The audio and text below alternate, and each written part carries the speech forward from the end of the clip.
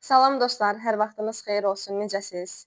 Söz verdiyim kimi bloka dəstək videolarına davam edirəm və bu dəfə də ədəbiyyat videosu ilə qarşınızdayam. Bugün sizlə Gün var Əsrə bərabər romanını təhlil edəcəyik, oxuyacağıq və bu əsərdən qəbulda bizdən nə soruşulur? Əsasən hansı məqamlar qəbula düşürsə, o məqamları görəcəyik, təhlil edəcəyik. Sizin isə eləməli olduğunuz tək şey videonu bəyənib abunə olmaq, əgər bəyəninizsə dostlarınızla paylaşmaqdır. Elə isə başlayaq əsərin oxusuna. Deyir ki, bu yerlərdə qatarlar şərqdən qərbə, qərbdən də şərqə gedir. Gecəyarı kimsə yol dəyişən növbətçinin köşkünə tərəf tələsirdi. Yedigey o saat hiss elədi ki, gələn arvadıdır. Və bu gəliş elə-belə gəliş deyil. Onun bu gəlməyinə nəsə çox vacib bir səbəb var. Doğrudan da məlum oldu ki, gümanı düz imiş. Lakin iş üstü olduğuna görə yerindən tərpənə bilməzdi. Sonuncu vaqon da gəlib keçəndən, yolda hər şeyin qaydasında olduğunu bələdçi işarə verəndən sonra tələsik arvadına tərəf döndü. Görürük ki, burada Yedigey növbətdədir, qatar növbətçisidir və çox məsuliyyətli bir işçidir. Çünki növbədə olduğundan, iş başında olduğundan yoldaşının hövlnak gəldiyini, nəsə sözlü adam kimi gəldiyini, həyəcanla gəldiyini görsə də ona heç bir şey demir. Sonuncu qatarı da yola verəndən sonra ondan sonra dönür deyir ki, hə, nə olub? Birdən deyər ki, dərhal iş başında olsa da gəlir yoldaşı ilə ünsiyyətdə olur. Xeyr, elə bir şey yoxdur. Qadın həyəcanla ona baxıb dodaqlarını tərpətdi, nəsə pıçıldadı. Nə olub? Qadın deyir ki, Qazanqap ölüb. Aha, gör kimdir bu Qazanqap? Nə vaxt? Elə indi baş çəkməyə getmişdim. Dedim görüm necədir? Bəlkə bir şey zad lazımdır. İçəri girdim, gördüm işığı yanır, uzanıb yerində. Amma saqqalı belə bir tər dik durub. Yaxınlaşıb soruşdum ki, Qazəkə, bəlkə sizə isti çay gətirim. Gördüm ki, səsi tutuldu, qəhər onu boğdu. Qapaqları nazilib qızarmış, gözləri doldu. İçini çəkib yavaşdan ağlamağa başladı. Sən bir adamın axırına bax. Necə insan idi, ölüb getdi. Yanında gözünü qapamağa bir adam da olmadı. Hönkürdü, ağladı. Axı kimin ağlına gələ bilərdi? Elə beləcə də kimsəsiz öldü. Demək bu gələn qadın Ukubaladır, Yedigeyin həyat yoldaşıdır. Bunların da qonşuluğunda kimsəsiz bir kişi var. Daha doğrusu övladları var, amma ki övladları onun yanında deyil və biz görürük ki, o kimsəsiz şəkildə öldü. Və birdən deyər ki, nə bilim, birdən Ukubala gəldi, ondan sonra kişi öldü və s. Xeyr, öləndən sonra Ukubala gedib çıxıb görür ki, bəs hə, bu adam ölübmüş. Hələ burada da biz bunu bundan bilirik ki, deyir ki, yanında gözünü bağlamağa bir adam da olmadı. Yəni biz görürük ki, artıq Ukubala gedəndə iş işdən keçmişdi. Yəni o adam tək tənha olub, yanında heç kim olmadan. Cəbhədən qayıdandan bəri Yedigey Boranlı İraziyedində xidmət eləyirdi. Nə vaxtdan cəbhədən qayıdandan bəri Yedigey burada işləyirmiş. İndi nə eləyək deyə arvadı sükutu pozdu. Yedigey başını qaldırıb arvadına baxdı və acı-acı qımışdı. Nə eləyəcəyik? Ölü düşəndə nə edirlər? Dəfn eləyəcəyik. O qəti qərara gəlmiş adam kimi ayağa durdu. Arvad, sən qayıt geri. Amma indi mənə qulaq as. Qulağım səndədir. Osmanı oyat. Baxma ki, Raziyedin rəisidir. Dəxli yoxdur. Ölüm qabağında hamı bərabərdir. Ona de ki, Qazanqap ölüb.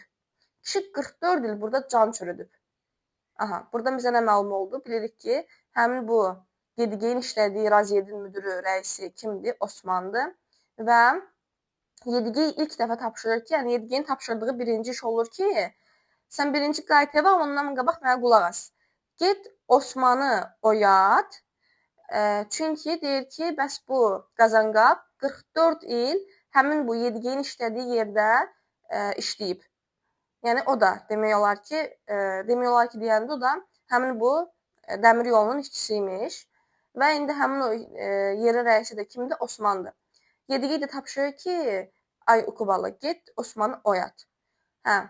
Və qadın sual verir. Deyir ki, bəs uşaqları nə edəcək? Çünki bu adamın uşaqları var. Onlara xəbər olmalıdır ki, atamız ölüb. Aha. Yedigey başını yellədi. Mən də bilirəm ki, uşaqlarsız olmaz. Amma ixtiyar məndə olsaydı, heç yaxına da buraxmazdım. Oğlu, görəsən şəhərdən özünü çatdıra bilər? İstəsə çatdırar. Sırağa gün stansiyada olanda özüm telegram vurmuşam. Yazmışam ki, atan ölüm ayağındadır. Daha bundan artıq nə yazmalıydım ona? Gəlməyinə gələcək, amma adını kişi qoysa da qonaq kimi dayanıb baxacaq. Sən ləngimə, get necə demişəm, elə də elə. Kubala yol alıb getdi.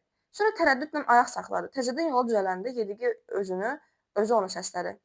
Əvvəlcə növbətçi Şahmardanın yanına get. Qoy mənim yanıma adam göndərsin. Sonra əvəzini artıqlaması ilə işləyərəm. Kişinin cənazəsi bomboş evdə qalıb. Yanında da bir Allah bəndəsi yox. Belə şey olmaz. Elə-belə də deyərsən ona. Yedigey teleqraf dirəyinə söykənib fikrə getdi. Dəmir yolundan xeyli uzaqda otlayan dəvələrin tutqun qaraltısını seçə bildi. Onun dəvəsi sarı özəkdə yüyrəkliyi zoru ilə at çıxartmışdı. Öz sahibi kimi Boranlı Qaranər adı ilə tanınırdı. Demək, Yedigeyin ləqəbi nədir? Boranlı Yedigey. Onun dəvəsinin ləqəbi Boranlı Qaranərdir. Və ümumiyyətlə tez-tez fikrini dəyişir bu Yedigey. Deyir ki, bax birinci dedi ki, get Osmanı çağır, hamı ölüm qarşısında bərabərdir. Sonra dedi ki, Osmanlı yanına getməzdən qabaq, əvvəlcə get Şahmərdanın yanına, Şahmərdan mənim yerimə adam göndərsin ki, mən buradan çıxa bilim də, yəni buranı boş qoyub getməyim. Və sonra da biz bilirik ki, həm də bu adam ehtiyatlı bir şəxs imiş. Çünki görüb ki, Qazanqapının halı yaxşı deyil. Sözlərindən belə məlum olur ki, görüb ki, Qazanqapının halı yaxşı deyil. Yəni bilir ki, gedəsidir də bu adam. Ona görə uşaqlarına hətta teleqram da çəkib ki, bəs atan ölüm ayağındadır, gəl. Amma biz hələ də görürük ki, uşaqlardan ortalıqda adam yoxdur. Belə. Deyilənlərə görə nə vaxtlarsa Nayman ananın öz manqurt oğlunu axtardığı bu yerlərdə yarğan boyunca çox uzun bir yol keçəndən sonra daha Anay beytə bir şey qalmamışdı. Boranlı Yedigey gah saatına, gah da sarı özək üzərindəki günəşə baxıb fikirləşirdi ki, hələlik işləri öz qaydasınca gedir. Dəfnindən sonra onlar vaxtında evə qayıdıb hamı ilə birlikdə ihsanda iştirak edəcək və Qazanqapı yad eləyə biləcəkdilər. Qabaqda Yedigey qotazlı tərlikdə bəzədilmiş qarinərin üstündə, ondan sonra yedəkli traktor, lap arxada da Belarus ekskavatoru Anay beyt düzünə çıxdılar. Demək, bunlar gediblər Anay beyt düzünə, həmin bu Qazanqapı dəfn eləməyə. Elə burada da gözləmədikləri maneəyə rast gəldilər. Tükanlı məftildən çəkilmiş çəpərlə rastlaşdılar. Aha. Göylərin altında yatıb qalmış böyük sarı özək düzlərinin sonu görünməsə də, Anay beyt qəbirstanlığına yol yox idi. Hamı bu tükanlı çəpərin qabağına çaşıb qaldı. Sükutu birinci Caydaq Ədilbəy pozdu. Nə var Yedigey? Məyər bu əvvəl burada yox idi? Heç izi tozu da yox idi. Birinci dəfədir görürəm. Sükutu birinci kim pozdu? Caydaq Ədilbəy pozdu. Bu Ədilbəy də sual verir ki, yəni sən bu çəpəri gördün, təəccübləndin. Əvvəl yox idi ki bu çəpər. Aha. Yedigey deyir ki, heç izi tozu da yox idi burada. Belə çıxır, sahəni xüsusi məqsədlə çəpər alıblar. Bəlkə kosmodrom üçündür, deyə Caydaq Ədilbəy öz gümanını bildirdi. Belə görünür. Kimin ağlına nə gəlir, onu da eyləyir. Lənət şeytana deyə Yedigey deyindi. Yenə də sustular. Caydaq Ədilbəy fikirləşib bir çıxış yolu axtardı. Yaxşı, indi nə cür olsun Yedigey? Məsləhətin nədir? Qəbirstanlığa başqa bir yol yoxdur? Olsun gərək. Niyə də olmasın? Buradan sağa 5 kilometrlikdə yol var, deyə Yedigey ətrafına nəzər salaraq cavab verdi. Demək görürük ki, bunlar deyir ki, bəs 5 kilometr yeriyəndən də sonra başqa bir yol var idi. Təsəvvür eləyin ki, gəliblər bastırmaq üçün yerə, görürlər ki, bəs buradan onlara keçid yoxdur. Deyir ki, hələ bir 5 kilometr də başqa yerə gedirlər görək, bəlkə başqa yolla gedib çata bilərik. Və təzədən 5 kilometrdə gedəndən sonra bir şlaqbamla üzə gəldilər. Şlaqbamla qalxıb yenə ona çatdılar. Onların yaxınlaşması ilə gözətçi postundan cavan, çiynindən üz aşağı avtomat sallamış bir əsgər çıxdı. Salam deyə əlini gicgahına aparıb rəsmi təzim elədi.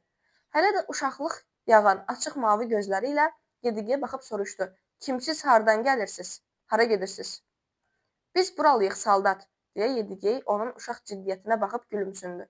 Ölə aparırıq. Qocalarımızdan biri rəhmətə gedib. Bizim qəbirstanlıqda bastırmaq istəyirik.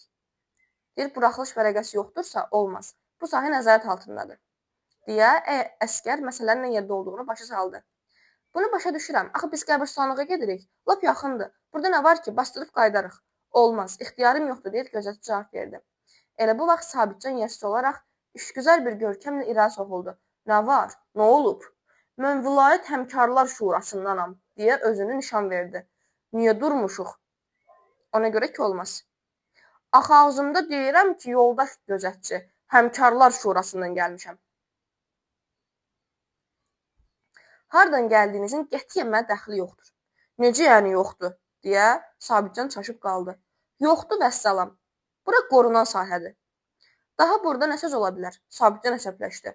Mən elə əvvəldən bilirdim, deyə Yedigey tənə vurdu. Bilirdim ki, bu işin axırı puşdur. Xeyr, nə danışırsan? Gərək anaybeyt ola, anaybeyt. Bu da sənin üçün anaybeyt. O təhqir olunmuş halda hirsə tüpürüb uzaqlaşdı. Yəni, Sabitcan əvvəldən deyir ki, abala, nə fərqi var sən bu adamı anaybeytdə bastırdın, ya da ki, başqa yerdə bastırdın. Heç bir fərqi yoxdur. Bu əvvəlcədən deyilmiş ki, o boyda basa-basa 5 kilometr yol getməyək. Elə bunu buralarda bastıraq, quyulayaq, gələk. Amma Yedigey dirəşib ki, yox. Qazanqapın arzusu idi ki, mən istəyirəm ki, mən öləndə məni Anaybeyt qəbirstanlığında bastırın. Adamın arzusu buymuş. Yedigey də dostunun illərdir yanında bir yerdə işlədiyi, həm də eyni zamanda qonşu olan şəxsin arzusunu reallaşdırmaq istəyir. Yəni təsəvvür edin ki, adamın qonşusudur, qan bağı yox, can bağı yox, bir şey yox. O istəyir ki, dostunun vəsiyyətini reallaşdırsın. Adamın özü oğlu deyir ki, nə vəsiyyət, nəzədir, adam ölüb, nə bilir ki, o harda bastırılıb. Ona görə də onu harda lazım olsa bastıraq. Və eyni zamanda da, yəni görəndə ki, bəs qəbirstanlığa yolu yoxdur, bağlanıb və bağlama məqsədi də burada aerodrom tikmək istəyirdilər. Həmin o təyyarələrin yenib qalxdığı yer və s. də ondan tikmək istəyirdilər. Ona görə də buranı xüsusi qorunmaya almışdılar. Və ondan sonra da Sabitcan Levi deyir ki, mən demişdim də belə boş-boş işlərlə məşğul olmayın. Gördün elə dirəşmisiniz ki, Anaybeyt, Anaybeyt. Ala bu da sizə Anaybeyt. Yəni gördünüz, yəni belə bir şəxsdir bu. İntonasiyasını da elə oxuyuram ki, yəni görün bu necə bir düşüncələrdir də. Aha. Və bunu deyəndən sonra Sabitcan çıxır gedir. Deyir, hissə tüpürüb uzaqlaşır. Aha. Yedigey deyir ki, bağışla oğlum. Bir ata kimi əskərə üst tutdu. Aydın işdir ki, sən xidmət başındasan. Amma indi bu mərhumu nəzir eləyək. Axı kötük deyil ki, atıb çıxıb gedək. Sabitcan getdikcə qızışırdı. Axır Cayda Ədilbəyə yaxınlaşdı. Mən axı dedim, bu boyda yol basmağın mənası yoxdur. Bu məfhumatdır, gerilikdir. Özünü də bizi də işə saldı. Ölünü harda quyulursan quyula. Nə fərqi var? Xeyr, ölsən də, partlasan da gərək Anaybeyt ola. Sən də bu yandan ona qoşuldun. Çıx get, sənsiz dəfn eləyərik. Hə, indi elə görüm necə eləyəcəksən. Ümid Cayda Əlbə deyib ki, ya bala, yəni istəmirsənsə burada bastıraq, sən çıx get özümüz bastıracağıq da yəni. İndi burada Sabitcan da deyir ki, hə, sən mənə dedin ki, indi çıx get özümüz bastıracaq, de bastırın. Hə, de bastırın gör nətər bastırırsan. Hə. Cayda Ədilbəy cavab verməyib uzaqlaşdı. Mənə bax dostum, deyə Şlaqbama yaxınlaşaraq gözətçiyə müraciət elədi. Demək Cayda Ədilbəy heç buna ümumiyyətlə əhəmiyyət vermir və Şlaqbama həmin o soldata yaxınlaşır. Və deyir ki, mən də xidmətdə olmuşam. Bəzi qanun qaydalarında mənim də başım çıxır. Burada telefon var? Əlbəttə var. Demək Cayda Əlbəy yaxşı adamdır və o telefon fikrini də ortalığa atır ki, bəs gəlin həll edək məsələn. Yəni sən bilirəm ki, sən iş başındasan, əmir qulusan. Onda bir telefon zad varsa, gəl səndən böyük bir şəxs varsa, onunla danışaq. Əlbəttə var. Onda sən belə elə. Kiçik rəisinə zəng vur, ona xəbər ver ki, yerli cəmaət gəlib Anaybeyt qəbirstanlığına getmək üçün icazə istəyir. Qapı açıq olduğu üçün Yedigey hər şeyi eşidirdi. Yoldaş leytenant deyə gözətçi həyəcanlı zil səslə danışırdı. Nəhayət məlumat verdi. Dedi ki, yerli adamlar gəlib. Ölülərini buradakı qəbirstanlıqda dəfn eləmək istəyirlər. Necə olsun? Yedigey gərildi. Leytenant desə ki, burax, vəssalam, iş düzələcək. Halal olsun Ədilbəyə. Ağlı başında olan oğlandı.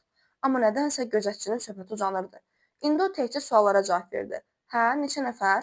6 adamdır. Mərhumla 7. Bir qoca rəhmətə gedib. Bəs mən nə deyim? Deməli, olmaz, icazə yoxdur, oldu, baş üstə. Caydaq Ədilbəy gözətçi otağından qanıqara çıxdı. Amma dedi ki, leytenant özü gəlib, sözünü elə burada deyəcək. Artıq 3 saat idi. Yolları çox uzaq olmasa da, hələ ki Anaybeytə çatmamışdılar. Qarşıdakı yolda maşın göründü. Gəlir deyə Yedigey sevindi.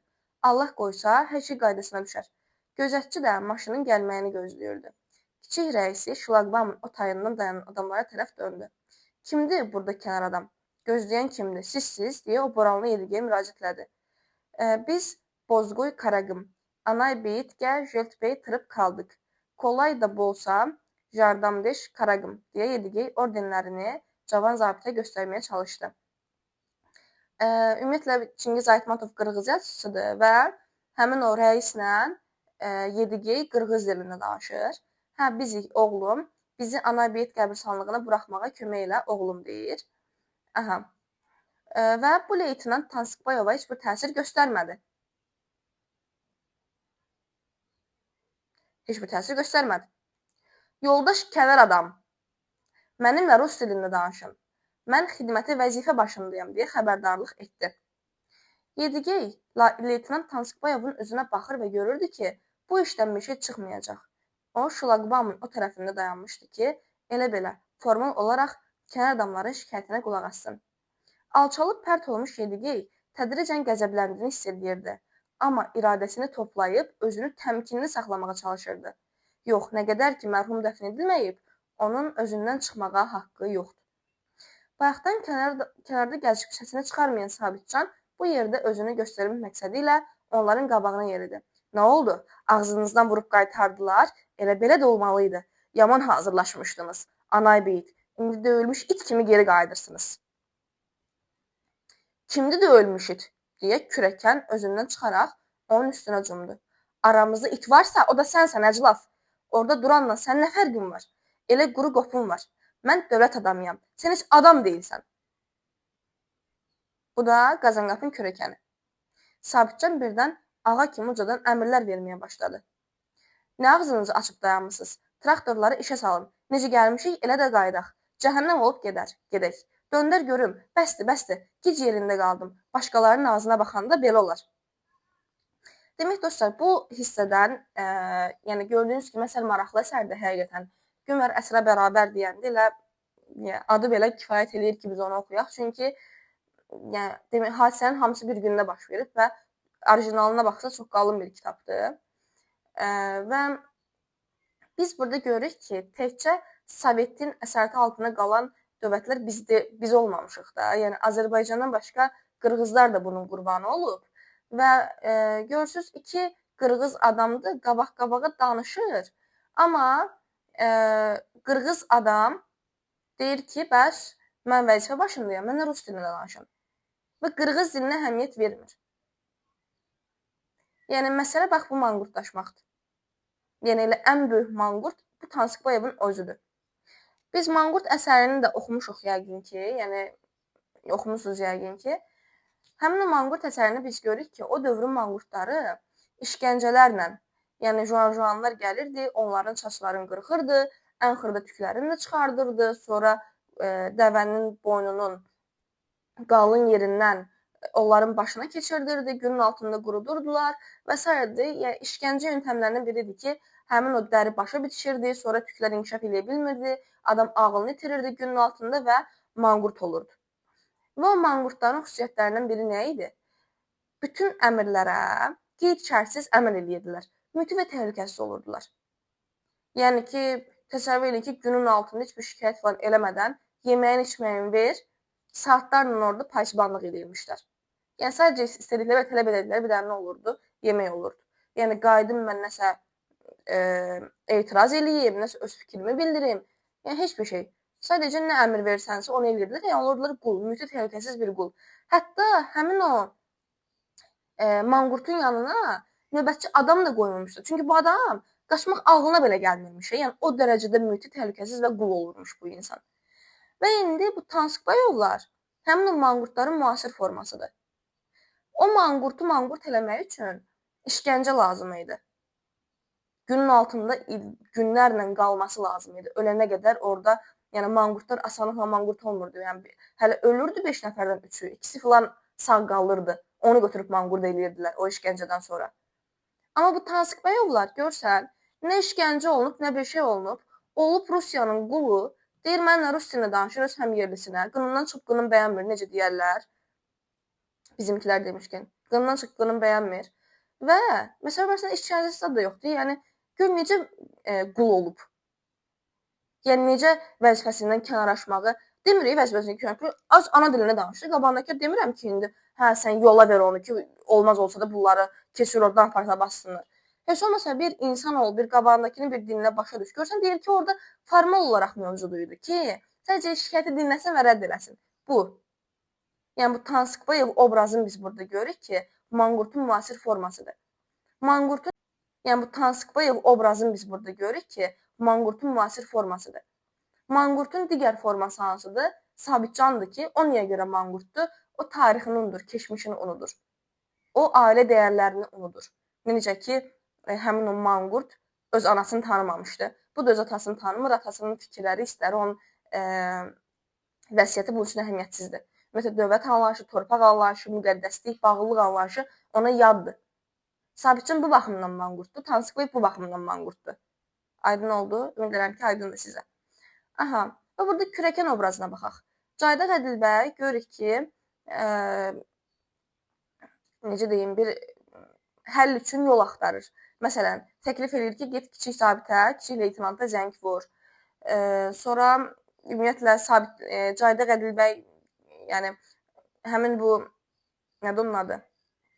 Unutdum. Sabitcan gəlir Caydaq Ədilbəyin yanında başlayır deyinməyə. O ümumiyyətlə ona əhəmiyyət vermir. Gedir zabitlə danışmağa cəhd göstərir və s. Və burada kürəkən də artıq dözəmin kürəkəndir, Qazanqapının kürəkənidir. O da yaxşı adamdır, o da müsbət şəxslər arasındadır. Və o da Sabitcana deyir ki, mən yenə dövlət adamıyam, sən adam da deyilsən. Sabitcan məqsədi isə nədir? Gördüyünüz kimi özün öyür oradakı, mən şuranın üzvüyəm və s. məni irəli keçirəm, sonra da əhəmiyyət verən yoxdur. Yəni boş-boşuna dediyi ilə qalır. Aha. İndi ikinci hissəyə keçək. Qabaqda traktora minənlər, dallarında dəvəli adam, onun dalınca da atdana qaçan it, yenə Sarıöcə çölləri ilə hərəkət edib Malakumduçap yarğanına tərəf yol aldılar. Yorğanın qədiyinə çatanda traktorlar tormozlayıb dayandılar. Nə var, nə olub deyə Sabitcan kabinədən boylandı. Heç nə, motorları söndürün deyə Boranlı Yedigey əmr etdi. Burada dəfn eləyəcəyik. Bəsdir ələ saldığın. Sabitcan lap özündən çıxdı. Onsuz da əzilib əskiyə dönmüş qalstukunu çəkib tartışdırdı. Özüm bastıracağam raziyetdə. Ayrı söz ola bilməz. Bəsdir. Qulaq as Sabitcan.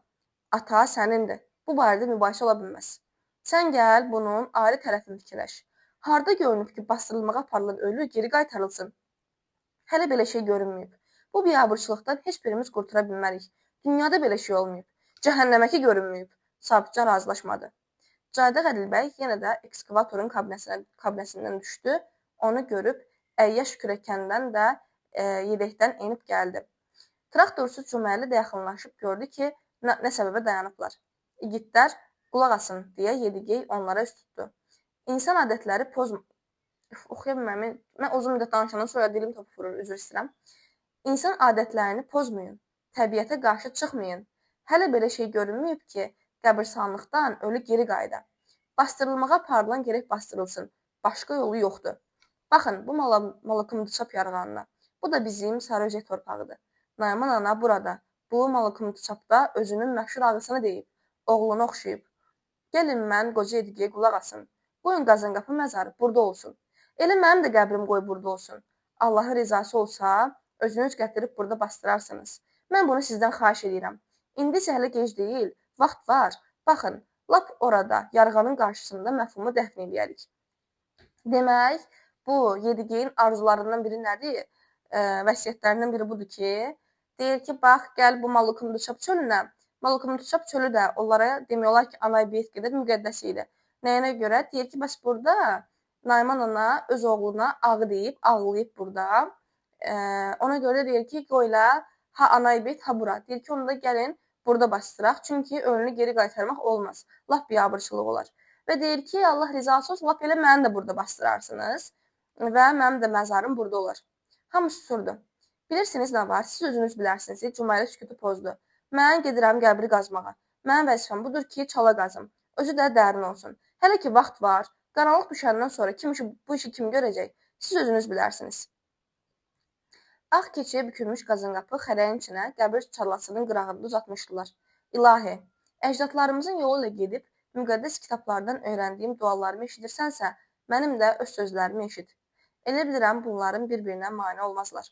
Bunlar bir-birinə mane olmazlar. Budur, biz kimsəsiz və uzaq bir yerdə Malakumduçap yarğanında qazdığımız qəbrin yanında dayanmışıq. Qazanqapı özünün vəsiyyət elədiyi qəbirstanlıqda dəfn eləyə bilmədiyimiz üçün məcbur bura gəlmişik. Demək, birdən sual düşər ki, Yedigey vəsiyyət əməl elədimi? Əməl eləyə bilmədi. Qazanqapının vəsiyyəti yerinə yetmədi. Göydəki çalağan bizim Qazanqapla necə vidalaşdığımızı yuxarıdan seyr edir. Ey böyük Allah, varsansa keç günahımızdan. Həqirin olan Qazanqapın dəfnini rəhmətlə qəbul et. Layiqdirsə onun ruhuna əbədi rahatlıq ver. Bizdən nə asılı idisə, hamısını yerinə yetirməyə çalışdıq. Qalanı sənin öz işindir. Son dərəcə məyusam ki, Nayman ananın dəfn edildiyi müqəddəs qəbirstanlığımıza daha bizim üçün yol yoxdur. Buna görə də arzum budur ki, mənim də qəbrim Nayman ananın gəzdiyi bu yerlərdə, Malkum mütəçapda olsun. Elə olsun ki, mən də indi dəfn edəcəyimiz Qazanqapın qəbri ilə yanaşı olum. Bir də ölənlərin ruhunun başqa canlılara keçməsi doğrudursa, onda mən qarışqa niyə olum? İstəyərdim ki, ağquyruq çalağana çevrilim. Mən də o göydə uçan çalağan kimi sarı üzəyin üstündə süzüb o ucalıqdan doğma yerlərimi seyr eləyim. Seyr etdikcə də doymayım. Vəssalam ilahi, bizim bu işimizə fərəc ver. Amin deyib Yediqey duasını tamamladı. Bir an susub acı bir həsrətlə çalağana baxdı. Sonra yavaş-yavaş cavanlara tərəf döndü. Allahla ünsiyyəti tamam olmuşdu. İndi onun qarşısında bu qədər ləngimiş dəfn mərasimini tamamlamaq üçün gələn həmin 5 adam dayanmışdı. Onun hərəsi qəbrə bir ovuz torpaq atıb, küləyin səmtindən qəbri torpaqla doldurmaya başladılar. 5 adam kimi idi? Gəlin sayaq. Cüməli oldu, Kürəkən, Sabitcan, sonra Cayda Qədilbəy və Boranlı Yediqey. Aha. Dayanmışdım. Onların hərəsi qəbrə bir ovuc torpaq atıb, küləyin səmtindən qəbri torpaqla doldurmaya başladılar. Əvvəlcə bel kürəklə kürüyüb doldurdular, sonra da Cüməli maşınına minib torpağı ekskavatorla yığıb tökdü. Axırda qəbrin üstünü yenə də bellə düzəldib saxmanladılar. Daha vaxt lap qaralmışdı. Traktorlar yarğandan enmək üçün dönməyə başladılar. Traktorlar aşağı enənəcən Yediqey qaranəri yedekləyərək Sabitcanla yanaşı getdi. O özünü narahat eləyən bir məsələ haqqında Sabitcanla təklikdə danışmaq istəyirdi. Bura bax Sabitcan, indi daha əlimiz boşaldı. Səninlə bir məsələ barədə söhbət eləmək istəyirəm. Bəs indi biz o qəbirstanlıq işini neyniyək? Anaya beyti deyirəm. Necə yəni neyniyək? Burada iş baş sındırmaq lazım deyil deyə Sabitcan cavab verdi. Plandır. Ləğv eləyəcəklər onu plan üzrə. Vəssalam. Bəlkə mən danışmaqda kömək eləyəsən. Nə qədər gec deyil, elə günü sabah gedərik, buradakı böyüklərin yanına. O şəhərcikdə yəqin ki, bir nəfər lap böyükləri var. Ola bilməz ki, anaya beyti eləyəsənləsinlər. Axı bu tarixdir. Dostlar, görürsünüz, bu artıq yeniliklə köhnəliyin, bugünlə dünənin bir-birinə konfliktə girməsidir. Yəni, anay beyt tarixdir, cəmaatın öz qəbirlərini, məzarlarını yerləşdirdiyi yerdir, ölülərini dəfn elədiyi, hətta müqəddəs bir yerdir. Təsəvvür edin ki, Nayman ananın da qəbri orada olub. Hələ Juanların dövründən o manqurtun, həmin o manqurtun anasını deyirlər. Həmin o Nayman anadan söhbət gedir. Yəni, o qadının dövründən bugünə qədər olan bir tarixdir bu. Və aerodrom tikmək istəyirlər deyə bütün məzarı məhv eləyib, bütün məzarları məhv eləyib, bu tarixi yerlə iksan eləyib, yeni bir şey tikmək istəyirlər. Və Yediqey də deyir ki, ay Sabitcan, bu bizim tariximizdir. Gəl gedib bir böyüklərin birinə danışaq. Ola bilməz axı bu tarixi məhv eləsinlər. Aha. Amma çox təbii ki də nahaq bir insana bunu deyir. Aha. Və görək Sabitcan cavab verir. Deyir ki, mənim ailəm, uşaqlarım, işim gücüm var. Onu istəyirsən ki, buradan bir zəng çalsınlar, oradan da dalma bir təpik vurub atsınlar bayıra. Bağışlayasan gərək. Çox sağ ol. Deyir ki, sən mənim işimi atdırmaq istəyirsən, mən belə şey qarşı bilmərəm. Aydındır, söhbət qurtardı deyə Yediqey danışmağa nöqtə qoydu. Ehsanı verək, Allahın köməkliyi ilə bir də səninlə görüşməliyik inşallah. Məzun olanda mən. Bəlkə də deyə Sabitcan üz gözünə əydi. Onlar beləcə ayrıldılar. Yediqey dəviyə minənəcən onlar traktorları işə salıb gözlədilər. Ancaq Yediqey onlara dedi ki, ləngiməsinlər. Yola düşüb mümkün qədər tez getsinlər. Adamları ehsan gözləyirlər. Dəvə üstündə onun üçün hər yerdə yol var. Güya özü istədiyi yola gedəcək. Bu arada bu dəvəni də bəzəmişdilər. Bayaqları o nüans var idi, demədim heç. Dəvəni də bəzəmişdilər adət üzrə. Traktorçular sürüb gedəndən sonra Yediqey hələ bir müddət yerində qalıb nə eləyəcəyini fikirləşdi. Boranlı Yediqey peşman idi. Peşman idi ki, bu söhbəti niyə saldı? Niyə sözlərini havaya yelə verdi? Məyər Sabitcan söz deməli kömək olmalı adamdır? Güman eləmişdi ki, savadlı, oxumuş adamdır. Özü kimiləri ilə daha asan dil tapa bilər. Qoca Yediqey belə şeylər barədə nə qədər çox fikirləşirdisə də, bu fikirlər onda bir o qədər də ağrı və ümidsizlik doğururdu. Dostlar, başqa kim hansı əsərdə var idi? Oxuyub, amma ki, öz valideynləri ilə həmin fikirdə olmayan insan kimi idi. Yəni, öz valideynləri ilə fikir ayrılığı yaşayan kimi idi. Hansı obrazları görürük. Aha. Manqurtsan, manqurt, xalis manqurtsan. O qəzəblə pıçıldadı. Kişi ona həm qəzəblənir, həm də acıyırdı. Qaranərin belində oturan Yediqey belə ağır fikirlər içində ətrafına göz gəzdirdi. Traktorlar çoxdan gözdən itib səslərini kəsmişdi. Boranlı Yedigey vəziyyəti götür-qoy eləyib belə qərara gəldi ki, təzədən zonanın girişindəki şlaqbamın yanına qayıtsın. Hər işdən əvvəl o istəyirdi ki, çalışıb keşik xidmətini məzbu eləsin. Onun nəzarət altında da olsa, böyük rəisin yanına aparsınlar. Ya da lazım gələrsə o rəisin özünü məzbu eləyib Boranlı Yedigey qulaq asmaq üçün şlaqbamın yanına gətirdirsin. Onda ürəyindəkilərin hamısını deyərdi üzünə. Bu qərardan sonra ürəyi yerinə gəldi. Təvəkkül Allaha. Bütün ağası varsa, qurdun da Allaha var deyə özünə ürəkdirək verdi.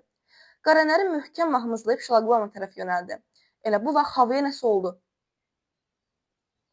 Getdikcə güclənən vulkan gürültüsü ilə boşluqda nəsə hərəkətə gəldi və lap yaxınlıqda, hardasa lap qonşuluqda kosmodrom zonasında parlaq atəşlə yanan qorxunc alov sütunu püskürüb göyə sancıldı. Yedigey qorxudan geri atıldı. Dəvə də bağırıb yerindən sıçradı. İt qorxusundan Yəsinin ayaqları altına təpildi. Birincinin dalınca ikinci, onun dalınca üçüncü raket göyə qalxdı. Sonra biri də insan, dəvə və it dallarını baxmadan qaçırdılar. Birdən Yedigey ilə gəldi ki, manqurt oğlu tərəfindən oxla vurulmuş, Naiman ananın başından saldığı ağ yaylıqdan əmələ gəlmiş ağ bir quş hardansa böyürdən çıxdı. Ağ quş bu həşir qiyamət içində insanla yanaşı uçaraq deyirdi: Kimlərdənsən? Adın nədir? Adını yadına sal. Sən atan Donenbaydır. Donenbaydır. Yenidən birləşən bu zülmət içində bu səs hələ də çox eşidildi. Demək biz görürük ki, burada artıq Yedigey ürəyində qərar verib rahatlaşır ki, yox, mən gedəcəm ora, lap məni nəzarət altında aparsınlar o böyüyün yanına. Lap o məcbur eləyim, o böyüyü gətirsinlər bu şlaqbamın yanına. Mən ürəyimdəki ona deyim ki, bura tarixdir, buranı məhv eləmək olmaz və s. Elə şlaqbama tərəf yol olanına görürlər ki, bəs raketlər 1, 2, 3 ardınca bir neçə raket də havaya buraxılır və adam axı bilmir ki, burada nə baş verir. Ona görə də qaçaraq atdı, dəvədi və insan, yəni Yedigey geri qayıdır və bir geri qaydanda ona elə gəldi ki, həmin o Donenbay quşu gəlir ona deyir ki, sən atan adı Donenbaydır, yadına sal, kimsən, kimlərdənsən və s. Yəni keçmişin xatırlanmağı, keçmişi yadına salmağıdır. Demək burada dostlar, əsərin ən düyün nöqtəsi, yəni əslində bu əsərin düyün nöqtəsi, kulminasiya falan demək düzgün deyil, çünki bu əsər geniş bir əsərdir və elə bir ki, bir gün ərzində baş verən əsərlərdir, yəni bu əsərdir. Amma məhz bu hissənin kulminasiyasını desək hara deyərik? Birinci problem harada başlayır? Problem orada başlayır ki, bilirlər ki, bəs Qazanqapı basdırmaq mümkün deyil. Yəni ki, bəs bu kosmodrom zonası da artıq və şlaqbama çəpərə alıblar, qorunan ərazi olub bu. Yəni problem burada başlayır. Əsərin kulminasiya nöqtəsi isə oradır ki, biz görürük ki, artıq Qazanqapı basdırırlar buradakı və həmin bu Yedigeyin öz arzularını dilə gətirməyə. Onun arzusu nə idi? Deyir ki, bəs məni burada bastırın, mən burada ölmək istəyirəm. Daha doğrusu, mən burada bastırılmaq istəyirəm. Qoy mən məzarım burada olsun. Heç olmasa, həmin bu Naiman ananın bastırıldığı yerdə mən bastıra bilmirəm. Heç olmasa, qoy öldüyü yerdə mən burada bastırılım. Bax, bu da ki, əsərin deyərdik ki, kulminasiya nöqtəsidir. Problem və əsər kulminasiya deməyək buna. Çünki dediyim kimi, əsər geniş deməyəm. Bəlkə başqa bir yerdə kulminasiya nöqtəsidir. Amma ki, yəni problem və problemin həlli deyək, məhz bu məqamlardır. Diqqətinizə görə təşəkkürlər. Bura qədər izlədinizsə, ora bir alma smayliki qoyun. Və yaxud da yazın ki, çox sağ olun, ay gözəl müəllim, bizim üçün əziyyət çəkib yarım saat ki danışırsınız. Xoş dostlar, mənim üçün. Sağ olun, salamat qalın. İzlədiyinizə görə təşəkkürlər. Bəyənməyi, kanala abunə olmağı və bəyəndinizsə dostlarınızla paylaşmağı unutmayın.